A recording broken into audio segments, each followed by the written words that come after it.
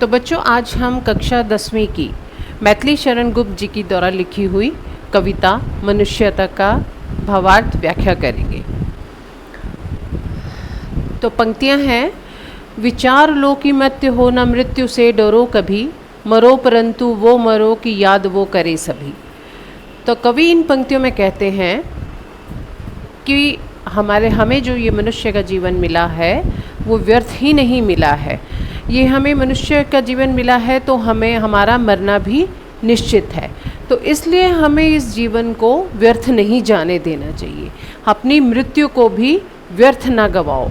मृत्यु भी हमारी ऐसी होनी चाहिए कि हमें मरने के उपरांत भी लोग याद रखें। जैसे बड़े बड़े विद्वान होते हैं, बड़े लोग होते हैं, कोई वीर होते हैं, जैसे उनको लोग सदियों तक याद रखता है, तो हमें भी कुछ ऐसा समाज के लिए, दूसरों के लिए ऐसे काम करने चाहिए ताकि मरने के उपरांत भी हमें लोग याद रख सकें।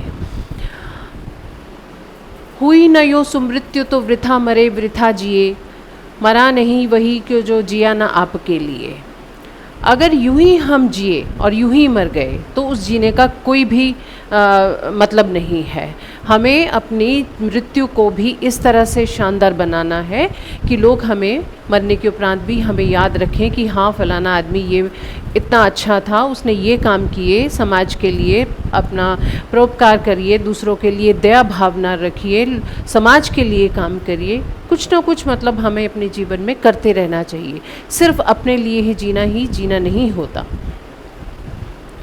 वही पशु प्रवृत्ति है कि आप ही चरे, वही मनुष्य है कि जो मनुष्य के लिए मरे।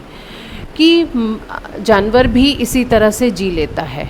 एक जानवर ही ऐसे जी लेता है, अपना चरता है, अपना बस उसको खाने का ध्यान होता है और उसको कोई बाकी उसके ऊपर कोई जिम्मेदारी नहीं होती है, बस अपना ही उसको स्वार्थ होता है। तो इसी तरह से हमारे और उसमें जानवर में कुछ तो फ़र्क है ना।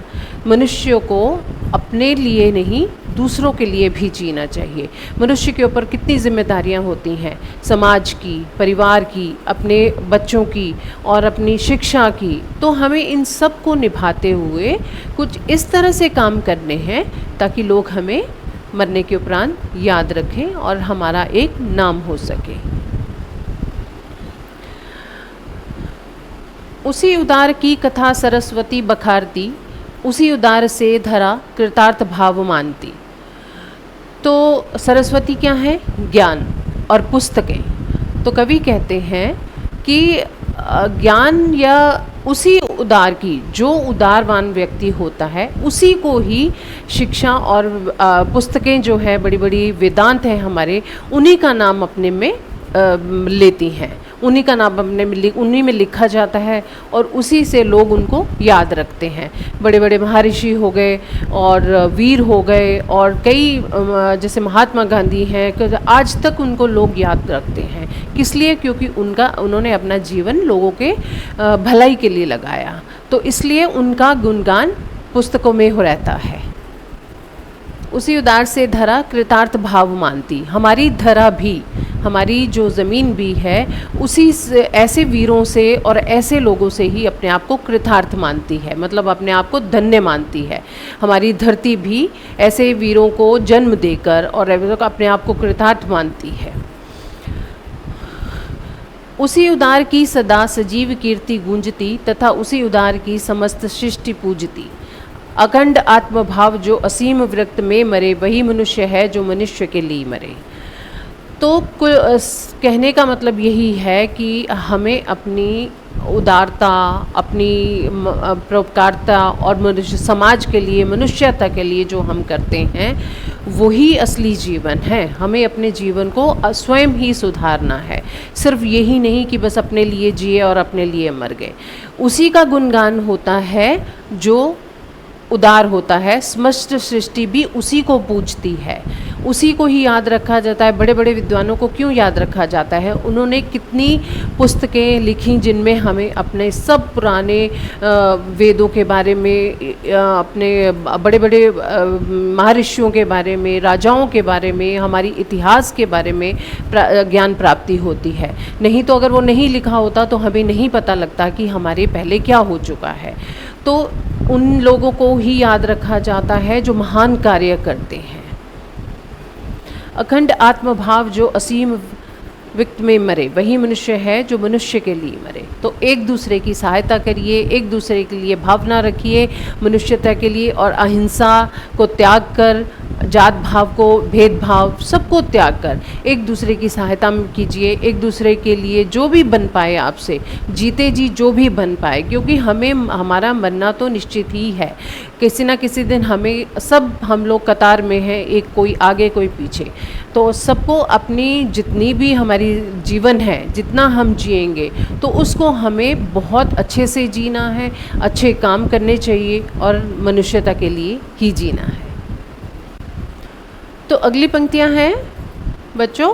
क्षुधार्थ रति देव ने दिया करस्थ थाल भी, तथा ददीची ने दिया प्रार्थ अम्बिताल भी। उशीनर क्षितिज ने सोमास दान भी किया, सहस्र वीर कर्ण ने शरीर चर्म भी दिया। तो पौराणिक कहानियों में कई महादानियों की ऐसी ऐसी कहानियां हैं जो जिन्हें हमें पढ़कर पता चलता है कि उन्होंने मनुष्यता के लिए कितने बड़े बड़े दान दिए। तो एक राजा रतिदेव थे, तो रतिदेव ने अपना करस्थ थाल, जो आखिरी थाल भी था, वो भी गरीबों में बांट दिया, और उनके पास जो बचा कुचा भोजन भी था उन्होंने दूसरों को दे दिया, सिर्फ मनुष्यता के खातिर और दान के लिए। उसी तरह ददीची ने अपनी हड्डी तक दान दे दी वज्र बनाने के लिए, जिससे असुरों का नाश किया जाना था। मतलब दूसरों की भलाई के लिए उन्होंने अपनी हड्डी तक भी दान दे दी। उसी तरह उशीनर क्षितिज ने सोमास दान भी दिया। उशीनर के जो राजा थे, उन्होंने एक कबूतर, वो इतने दानी थे कि उनसे किसी का भी दुख देखा नहीं जाता था, तो उन्होंने एक कबूतर की जान बचाने के लिए अपना मांस भी तोल के दान दे दिया। लेकिन वो था, कबूतर के वेश में भगवान थे, लेकिन फिर भी वो उनको आजमाना चाहते थे कि भी ये कितने दानी हैं, तो वो रूप धर कर आए थे। लेकिन उन्होंने उसको देखा कि उन्होंने बिल्ला हिचकिचाहट के अपना मांस भी एक सिर्फ कबूतर को बचाने के लिए भी दान दिया। अनित्य देह के लिए अनादि जीव क्या डरे, वही मनुष्य है जो मनुष्य के लिए रिए मैंने। तो अपनी देह के लिए जीना ही जीना नहीं है। मनुष्य वो है जो दूसरों मनुष्यों के लिए भी जीता है, अपने साथ लेके सबको चलता है। ये नहीं कि अकेले चले, अपना सुख देखा, अपना ही सब कुछ देखा, ऐसा नहीं है। अगली पंक्तियां हैं। सहानुभूति चाहिए महाविभूति है वही, वशीकृता सदैव है बनी हुई स्वयं में ही। ऐसे बहुत से महापुरुष हैं जिन्होंने कितने ही बलिदान किए हैं जीवन में, और उनको आज तक याद किया जाता है पुस्तकों में, ग्रंथों में, और हम लोग उनका गुणगान आज तक पढ़ते हैं। तो बच्चों आगे की पंक्तियां हैं। सहानुभूति चाहिए महाविभूति है यही, वशीकृता सदैव है बनी हुई स्वयं में ही। वृद्धवाद बुद्धा का दया प्रभाव में बहा, विनीत लोग वर्ग का न सामने झुका रहा। आहा वही उदार है परोपकार जो करे, वही मनुष्य है जो कि मनुष्य के लिए मरे।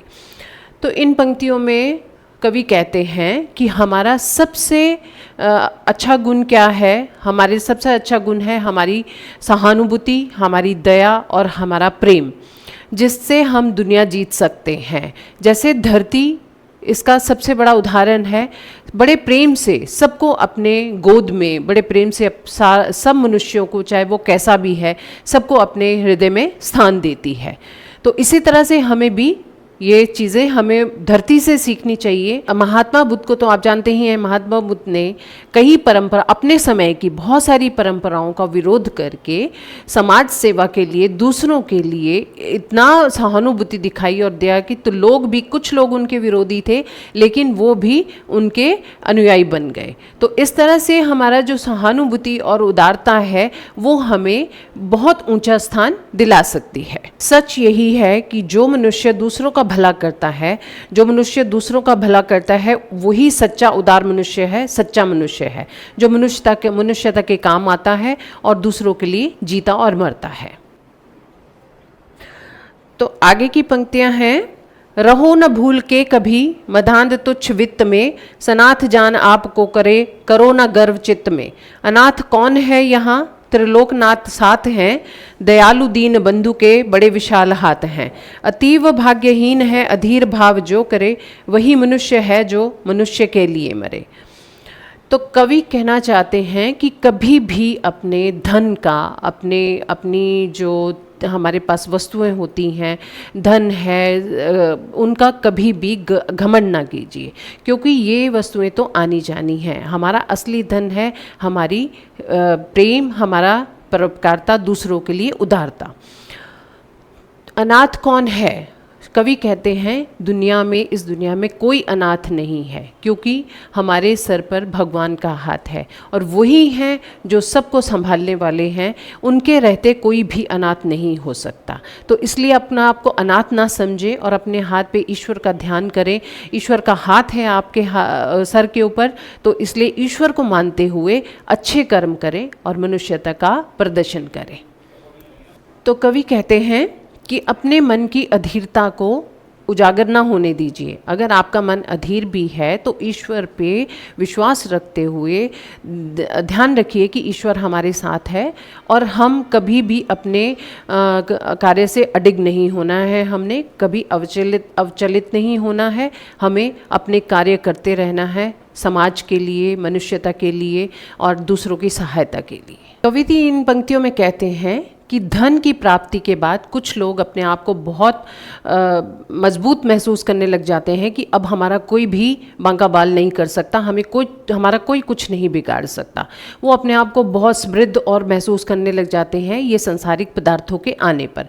तो कवि कहते हैं कि ऐसा नहीं है, हमें अहंकार नहीं करना है, ये चीज़ें तो आनी जानी है। असली हमारे जो गुण हैं हमें उनको पहचानना चाहिए और उन्हीं पे काम करना चाहिए।